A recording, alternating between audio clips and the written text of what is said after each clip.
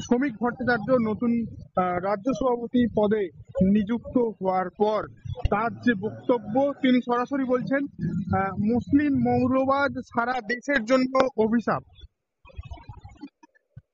উনি তো আমার কথাটাই বলেছেন। উনি যে কথাটা বলেছেন, আমার কথা বলেছেন, উনি যে কথা বলেছেন মোহন ভগতের কথা বলেছেন, উনি যে কথা বলেছেন ইন্দ্রেশ কুমারের কথা বলেছেন। এইটুকু বলতে পারি, মৌলবাদ এবং ভারতবর্ষের ক্ষেত্রে যেমন মৌলবাদ ক্ষতিকারক, পাকিস্তানের ক্ষেত্রেও মৌলবাদ ক্ষতিকারক, বাংলাদেশের ক্ষেত্রেও মৌলবাদ ক্ষতিকারক এবং আফগানিস্তানের ক্ষেত্রেও মৌলবাদ ক্ষতিকারক। তাই ভারতের মাটিতে, পশ্চিম বাংলার মাটিতে মৌলবাদ নিপাত যাক, এটা আমি চাই। তবে শ্রমিক ভট্টাচার্য রাজ্য সভাপতি, নতুন রাজ্য সভাপতির যে বক্তব্য, তার সঙ্গে কিন্তু একেবারে বলতে গেলে বিরূপ বা একেবারে পুরো বিপরীত বক্তব্য পাওয়া যায় কিন্তু শুভেন্দু অধিকারী যে বক্তব্য একদম স্পষ্ট। আবার শ্রমিক ভট্টাচার্য তিনি বলছেন যে আগামী দিনে আমরা কোনো ধর্মীয় বিভাজনে বিশ্বাস করি না, 2026-এ সকলে মিলে একসাথে জোট বেঁধে এগিয়ে আসুন। সেই দিক থেকে কিন্তু আবার শ্রমিক ভট্টাচার্যের এই বক্তব্যের পুরোপুরি বিপরীত বক্তব্য কিন্তু শুভেন্দু অধিকারী। দেখুন, একটা কথা আপনাকে পরিষ্কার ভাবে বলে দিচ্ছি, শ্রমিক ভট্টাচার্য সঙ্গ করেছে। শ্রমিক ভট্টাচার্য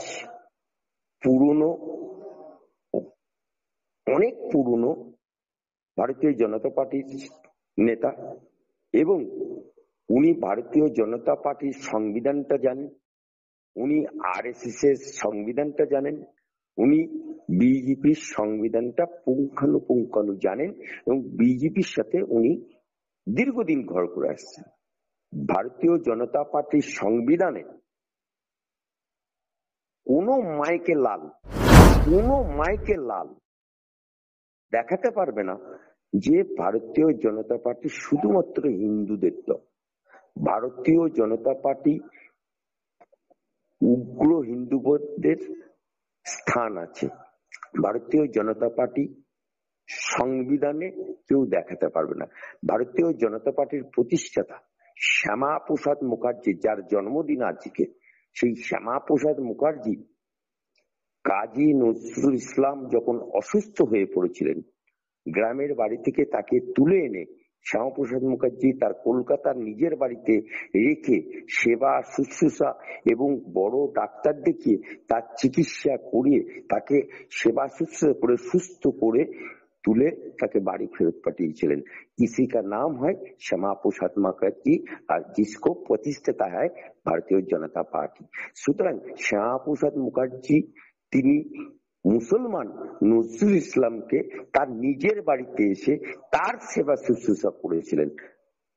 আবার মোহন ভগতজি আরএসএস এর, তিনি রামলালজি, ইন্দ্রেশ কুমার, আমি সেখানে উপস্থিত সম্মেলনে, সর্বভারতীয় সংঘের সম্মেলনে এবং মুসলিম রাষ্ট্র মঞ্চের সম্মেলনে তিনি তা পরিষ্কার বললেন দাঁড়িয়ে থেকে যে হিন্দু उग्रवादी करेगा और भारतीय मुसलमान को छेड़छाड़ करेगा, भारतीय मुसलमान को हटाने का बात बोलेगा, वो हिंदू ही ना। আবার মোদিজি তিনি তার বক্তব্য, এক হাতে কোরআন এক হাতে ল্যাপটপ চালাবে মুসলমানরা, সবকা সাথ সবকা বিকাশ সবকা বিশ্বাস। সেই কারণেই শ্রমিক ভট্টাচার্য বলেছে যে মুসলমানের তরবারি যারা চালাতে পারে, তরবারি যারা ধরে, সেই তরবারির পরিবর্তে আমরা কলম ধরাবো। আর মহরমের মিছিল যেমন যাবে, সাথে সাথে হিন্দুর দুর্গাপুজোর মিছিল যাবে, পারস্পরিক সৌহার্দ্য বসায়। তাই পশ্চিম বাংলা রবীন্দ্রনাথের বাংলা, পশ্চিম বাংলা নজরুলের বাংলা, পশ্চিম বাংলা বিভেদকামীদের কোনো স্থান নেই। সে যে ব্যক্তিই হোক, সে মৌলবাদ হোক, পুরো হিন্দুত্ববাদী হোক, পশ্চিম বাংলায় এদের কোনো স্থান নেই। এদের রাজনৈতিক ভাবেও কোনোভাবে গ্রহণযোগ্যতা বাংলার মানুষ দেবে না।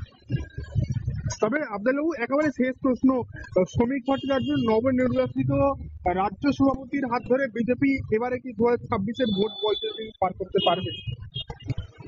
দেখুন, এখনই বাচ্চাটা জন্মালো, এখনই আপনি গোপ দেখতে চাইলে আমি দেখাতে পারবো না, ওয়েট করুন। কারণ বিজেপিতে